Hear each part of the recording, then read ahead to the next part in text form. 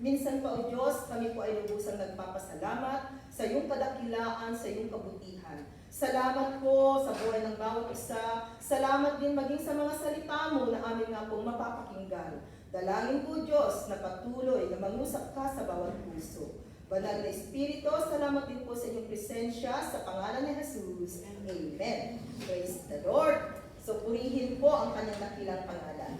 Kung tayo po ay may Bible sa umagang ito, makipagbukas po kayo sa akin in the book of 2 Timothy chapter 3, verses 16 to 17. Yan po yung text po natin sa umagang ito. Na ang sabi po dyan sa 2 Timothy chapter 3, verses 16 to 17, all scripture is God-breathed and is useful, ano po ang gamit? For teaching, rebuking, correcting, and training and righteousness. And verse 17, sabi po niya, so that the man of God may be thoroughly equipped for every good work. Praise the Lord. So yun pong ating pag-uusapan sa umagang ito is that, why should I study and obey the teachings of the Bible? Okay. So yan po yung title ng ating pag-uusapan po, pag-aaralan sa umagang ito. Why should I study? Bakit nga ba kinakailangan na pag-aralan at sumunod sa utos, sa batas ng mga salita ng Diyos? Okay. So yan po yung magandang katanungan. Doon po sa ating text kanina, sabi diyan, ang salita po ng Panginoon ay pinasihan ng Diyos, no? At ito po ay kapaki-pakinabang dahil ito po ay nagtuturo ng katotohanan. Dahil tunay po na sa pamamagitan ng salita ng Panginoon, tinuturuan po niya ang bawat isa sa atin. Kaya napakahalaga na tayo po ay nag-aaral, nakikinig, at higit sa lahat sumusunod sa utos ng Diyos. Ano po yung kanyang utos? Saan po natin mababasa? Of course, sa kanyang pong banal na salita. Ito po ang utos ng Panginoon. So tingnan po natin sa kanyang banal na salita, why we need to study and obey the teachings of the Bible. Number one is that for spiritual growth. Yan yung una. Bakit po kinakailangang pag-aralan natin? Upang sa ganun po, tayo po ay lumago sa ating spiritual na buhay. Hindi lamang po sa natural na buhay natin, but even in our spiritual life. Sabi nga sa kanyang salita, ang tao ay hindi lamang nabubuhay sa tinapay, kundi higit sa lahat sa mga salitang namumutawi sa kanyang mga labi. So, ibig sabihin po, ang salita ng Diyos, ito po yung pagkain ng ating kaluluwa at espiritu. Katulad po in natural, kumakain po tayo ng mga pagkain. Ayan, meron tayong breakfast, lunch, dinner, merienda. Ilang beses po natin pinapakain ang ating katawan. Dahil kailangan po niya upang sa ganon tayo po ay maging malusog, para sa ganon tayo po ay mabuhay sa mundong ito. So, kailangan natin ang pagkain. And spiritual things, we need also the Word of God. So, sa pamamagitan po ng salita ng Panginoon, nandun po na tayo ay lumalago sa ating nga pong spiritual na buhay. Sabi doon sa Jeremiah 15, verse 16, as our supporting verse, sabi niya, when your words came, I ate them. They were my joy and my heart's delight. For I bear your name, O Lord God Almighty. Natunay po mga kapatid, na sabi niya, ang salita mo Diyos, sabi niya, pinakinggan kong mabuti. Sabi, kinain ko. Paano ba natin kakainin ang salita ng Diyos? Of course, sa pamamagitan po ng pakikinig. Yan po yung way para kainin natin ang salita ng Diyos. Pakikinig po sa kanyang banal na salita. Tulad ng ginagawa natin right now, na tayo po ay nakikinig sa salita ng Panginoon. Dahil kung pinapakinggan po natin ng mabuti ang salita ng Panginoon, ang salitang ito ay nagbibigay po ng kagalakan. Kagalakan po, na kahit na anuman po yung sitwasyon natin, anuman ang buhay, anuman ang nangyayari, anuman ang mga testing sa buhay, still pa rin po na mayroong kagalakan sa puso. Yan po ay ibinibigay ng banal na salita ng Panginoon. Kaya sabi po dyan kanina sa ating binasa na tunay po na ang salita ng Diyos ay may ginagawa sa buhay mo, sa buhay ko, sa buhay po nating lahat. Kaya napakahalaga po yun pong ating ginagawa. Katulad po ngayon that every Friday, ito po yung oras po ninyo at 10 o'clock in the morning dyan sa Pilipinas. Kapareho din po ng oras namin dito sa Hong Kong. Pero sa Canada po, gabi po nila ngayon. Pero in spite of that, nandun po yung kagalakan natin because of the Word of God. Dahil naniniwala po tayo na ang salita ng Diyos, ito po ay tumutulong upang tayo po ay lumago sa ating buhay spiritual.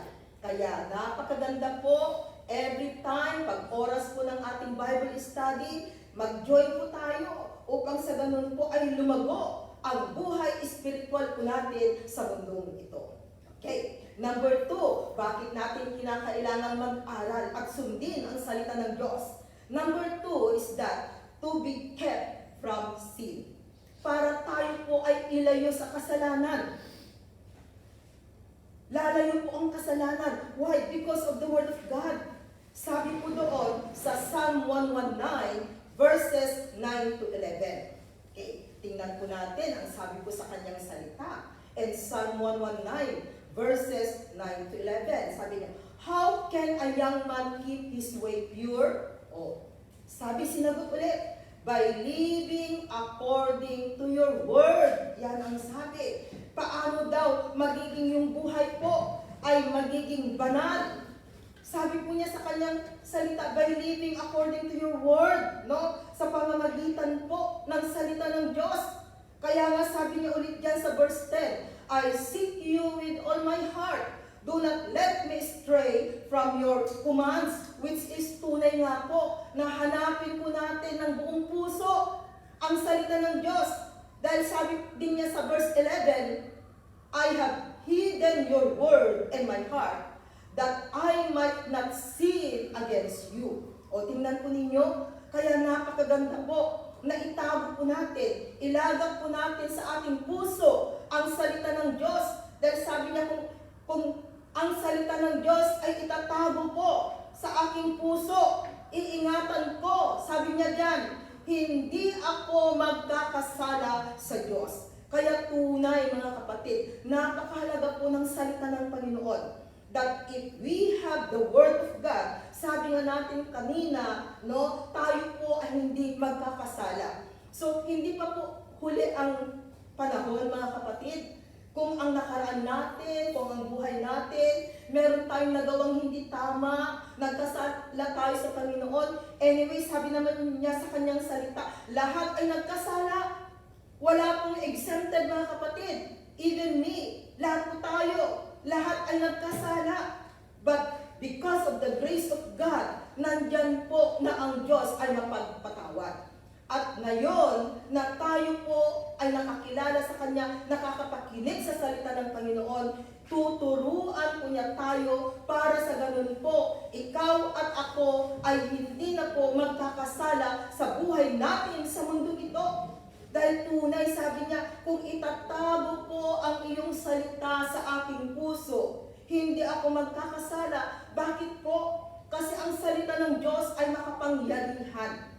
Ang salita po niya ay punong-puno po ng katotohanan. Kaya kung meron pong salita ng Diyos sa buhay natin, kapatid, maiiwasan po natin ang gumawa ng kasalanan. Because the Word of God will remind us, ipapaalala po sa atin ng salita ng Diyos na hindi na pala dapat na gawin natin ito.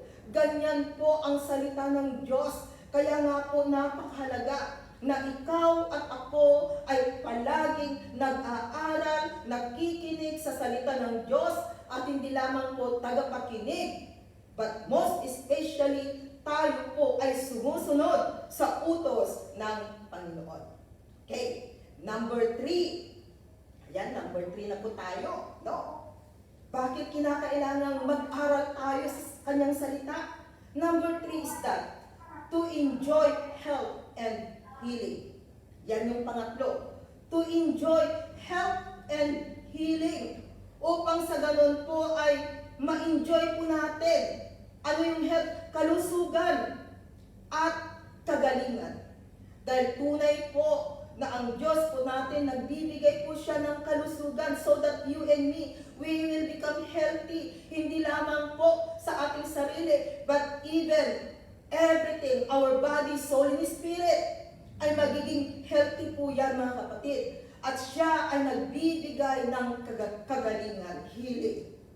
So because of the Word of God, makapangyarihan po ang salita ng Diyos mga kapatid, na tunay na ito ang kanyang ginagawa. And Exodus 15 verse 26 as our supporting verse, sabi po doon, He said, if you listen carefully to the voice of the Lord your God and do what is right in His eyes. O, tingnan po ninyo. Pag pinapakinggan daw po natin ang salita ng Diyos, sabi diyan, at gumagawa ng nakakalugod sa kanyang mata. If you pay attention to His commands, ayan, if we're going to pay attention to His commands and keep all His decrees, decrees means the command of God, it means the word of God. I will not bring on you any of the diseases I brought on the Egyptians, for I am the Lord who heals you. So, makikita po natin dito na ang pangako ng Panginoon, no? Ilalayo po niya tayo maging sa mga sakit. Kundi sabi niya dyan, ang Diyos ang nagbibigay ng kagalingan sa buhay natin. Kaya po, napakahalaga po, hindi po ba ninyo alam mga kapatid, na yung mga kamay natin may kapangyarihan? Pakitaas nga po yung inyong mga kamay. Yung mga kamay po natin, asan yung mga kamay natin? Ikaway-kaway natin. Praise the Lord. Alam po ba ninyo, sabi sa salita ng Panginoon, ang mga kamay na yan, pag yan ay ilapat ninyo sa may sakit, they will be healed. So, ibig sabihin pala, sa atin po, maging sa sarili natin, kung tayo ay may sakit, pwede natin ilay hands. Masakit ang ulo, ilay hands natin. Lord, let your healing power be upon me. Dahil tunay po, makapangyarihan ang salita ng Panginoon. At even sa ating mga mananampalataya, binibigyan din po niya tayo ng kapangyarihan. Yan ang sabi sa kanyang salita. No? Kaya alam po ninyo, napakainam po at napakaganda ang tunay na nananalig at nananampalataya sa Panginoon. So sabi po niya diyan sa ating number 3 kanina kung bakit kinakailangang pag-aralan ang salita ng Diyos at mag-obey tayo to enjoy health and bless and healing. Mai-enjoy po natin, magiging sagana po tayo. Dahil yan po ang nais ng Panginoon. Alam po ninyo mga kapatid, no? Tiis-tiis lamang po tayo. Dahil naniniwala po ako na kung ang buhay po natin ay totally na surrender sa Panginoon, totally na alay natin sa Panginoon ang ating buhay, walang imposible sa Kanya, may gagawin ng Diyos sa buhay mo at sa buhay ng bawat isa po sa atin. Okay, ayan, number 4. Number 4, bakit kinakailangan mag-aral sa Kanyang salita? Number 4 is that to be prospered. Ayan. Para ikaw at ako ay pagpalain. No? Prospered, prosperity, pagpapala, blessing. Sa Kanyang salita, nagbibigay po ito ng prosperity mga kapatid. Sabi po sa Psalm chapter 1, verses 1 to 3. Basahin ulit natin. Kasi ang sarap pong magbasa ng Kanyang salita. No? Mag-aral, mag-meditate sa salita ng Panginoon. Sabi niya, blessed is the man who does not walk in the counsel of the wicked, or stand in the way of sinners, or sit in the seat of mockers. Sabi diyan. So, mapalad po ang taong hindi namumuhay ayon sa payo ng masasama. So, tingnan na po natin ngayon, pag alam po natin na yung ipinapayo sa atin ay hindi tama, huwag nating sundin. Kundi ang sundin po natin ngayon ay ang salita ng Panginoon. Okay. And then sabi niya dyan sa verse 2, but his delight is in the law of the Lord. What is the law of the Lord? It is the word of God. Yan po ang batas ng Diyos, ang Kanyang banal na salita. At At sabi diyan, and on His law, He meditates day and night. Pag sinabing meditates, yun yung iisipin mo ang salita ng Diyos. Katulad po sa umagang ito, napakinggan po natin, napapakinggan ang salita ng Diyos. Yun po yung isipin natin. Hindi po yung problema natin, hindi po yung nangyayaring nakaraan natin na hindi maganda. Huwag na po natin isipin ang mga yon. Kundi napakagandang isipin pala, i-meditate ang salita ng Diyos. Bakit? Kasi sabi po dyan, pag ang salita ng Diyos, yung ating iniisip, verse 3 sabi niya, He is like a tree planted by streams of water, which yield its fruit in season, and whose leaf does not wither. Whatever he does, prospers. O, tingnan po ninyo, ano man ang kanyang ginagawa, ito ay pinagpapala. Kaya purihin po ang kanyang pangalan. Dahil tunay nga po mga kapatid, na napakapalad po ng taong namumuhay ng naaayon po sa salita ng Panginoon.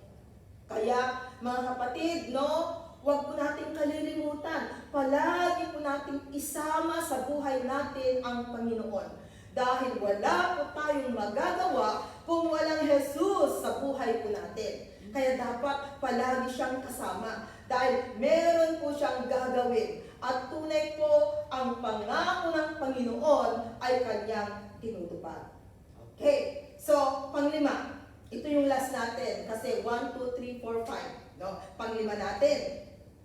Panglima, bakit kinakailangang mag-aral at mag-obey sa kanyang salita? Alam po ba ninyo mga kapatid, ang panglima po natin is that to reach your final destinations. Yan, mahalaga yan. Kasi hindi po natin mararating yung final destinations po natin. Alam po ba ninyo mga kapatid, hindi po ang mundong ito, hindi dyan sa piitan ang inyong destinations, kundi ang mga mananampalataya, ang kanilang final destination, yun po ang kaharian ng Diyos. Para po makarating ang bawat isa sa atin, kinakailangan natin ang kanyang salita. Upang sa ganun ay sundin natin habang tayo ay nabubuhay sa mundong ito. At darating ang time, mawala man tayo sa mundong ito, mga kapatid, alam po ba ninyo, napakagandang buhay ang naghihintay sa bawat isa sa atin, sa mga nananampalataya sa Panginoon. Sabi po doon sa Revelation 21, verses 3 to 4, nakaka-encourage po ang salitang ito ng Diyos, na ang sabi niya, and I heard a loud voice from the throne saying, now the dwelling of God is with men, and He will live with them. They will be His people, and God Himself will be with them and be their God. In verse 4, tingnan ko ninyo itong verse 4 na ito mga kapatid, sabi niya, He will wipe every tear from their eyes. So, ibig sabihin, wala na pong iyakan doon sa kaharian ng Panginoon. Sa mundong ito, umiiyak po tayo dahil may mga problema, may mga bigatin sa buhay, may mga hindi nangyayari sa buhay natin. Kayo umiiyak po tayo. Pero alam po ninyo ang pangako ng Panginoon, darating ang time, wala nang iyakan doon. Sabi niya, there will be no more death or mourning or crying or pain. Pangako ng Panginoon. Wala nang kamatayan, wala nang iyakan, wala nang nahihirapan, wala nang nasasaktan. For the old order of things has passed away. This is a perfect life, mga kapatid. Sa mundong ating ginagalawan right now, our life is imperfect. Bakit? Nandyan man kayo sa loob, nandito kami sa labas. Alam po ba ninyo mga kapatid, pag dumating po ang bagyo sa buhay, pag dumating ang problema sa buhay, hindi yan namamalayan. Kahit na ang ganda-ganda ng sitwasyon na nangyayari sa'yo, bago lumubog ang araw, dumating si problema. Ganyan ang buhay sa mundong ito. Pero ang pangako ng Panginoon, kung atin pong panghahawakan ang pangako ng Panginoon, kapatid, may naghihintay na napakagandang buhay para sa iyo at para sa akin. Temporary lamang po ang buhay natin sa mundong ito. napakaiksi lamang po ng buhay ng tao. Kaya sana po mga kapatid, bawat isa po sa atin, ilang taon pa ba ang nalalabi sa buhay natin, huwag na po nating sayangin. Bigyan po natin ng kulay ang nalalabing buhay natin sa mundong ito. Paano ba natin mabibigyan ng kulay ang buhay natin? Of course, sabi na natin kanina, kailangang isama natin ang Panginoon sa buhay natin. Kaya tayo po ay nag-aaral sa kanyang banal na salita upang sa ganon, the more na nakikilala natin kung sino ang Diyos na lumikha ng langit at lupa. Kaya mga kapatid, napakahalaga po ang pag-aaral sa kanyang salita. Sabi natin kanina, para tayo ay lumago sa ating spiritual na buhay, for spiritual growth. And then sabi natin sa number 2, to be kept from sin, para tayo po ay lumayo or yung kasalanan po ay hindi na po manatili sa atin dahil merong salita ng Diyos na nagre-remind sa atin ng mga dapat at hindi dapat na ginagawa natin sa buhay. Number 3, sabi natin, to enjoy health and healing. Para ma-enjoy po natin, magkaroon po tayo ng kalusugan at kagalingan, no, sa lahat ng aspetos ng buhay natin. Number 4, to be prospered, para tayo po ay pagpalain ng Panginoon. At ang panglima, to reach your final destinations, para makarating po tayo doon sa ating final destinations. Isali po natin sa buhay natin mga kapatid, na ang purpose sana natin, ang aim natin sa buhay natin, ay ang makarating sa kaharian ng Panginoon. That our final destination, it is in heaven. At magtatapos po tayo sa verse na ito as our conclusion in Luke 11 verse 28. Sabi po doon sa Luke 11 verse 28, he replied, "Blessed rather are those who hear the word of God and obey it." Kaya mga kapatid, kung tayo po ay susunod sa mga salita ng Diyos na ating napapakinggan, tayo po ay pinagpala. Kaya mga kapatid, hindi po nasasayang dahil merong naghihintay para sa iyo, para sa akin. Pag kumilos po ang Panginoon sa buhay mo kapatid, no? Nandun na, mamamangha ka na lamang dahil may gagawin ang Diyos. Dahil tunay po na hindi pinababayaan ni Lord ang sino man na nananalig at nananampalataya sa Kanya. Kaya kapit lamang po tayo sa Panginoon. Dahil ang Diyos na ating pinaglilingkuran, siya po ay Diyos na buhay. At alam po niya kung ano ang sitwasyon mo kapatid. Alam niya ang nangyayari sa iyo. Alam niya ang buhay mo. Alam niya kung ano ang mangyayari pa. Kaya ipagkatiwala po natin ng buong buo ang buhay natin sa Kanya dahil may gagawin ang Diyos na lumalang ng langit at lupa. Amen. Praise the Lord. So, dyan po nagtatapos yung maikli po nating Bible study, no? Salita ng Diyos na ating napakinggan. And before that, let's pray muna. Tunay nga po, O God, na may gagawin ka sa buhay ng bawat isa. Na kung ang mga anak mo, Lord, ay hindi lamang tagapagkinig, bagkus, Lord, sila po ay tagagawa ng iyong salita. Lord, wala pong imposible sa iyo. Kaya dalangin ko, God, sa bawat kapatid na nakapakinig ng iyong salita. Lord, ilagak mo sa kanilang puso at kaisipan na tunay nga po, God, Lord, ikaw lamang ang pag-asa sa mundo ito. Maraming salamat, O Diyos, at ibinibigay ko po sa iyong mataas na papuri sa pangalan ni Jesus. Amen. Ibalik ko po sa ating MC. God bless you. Palapakan po natin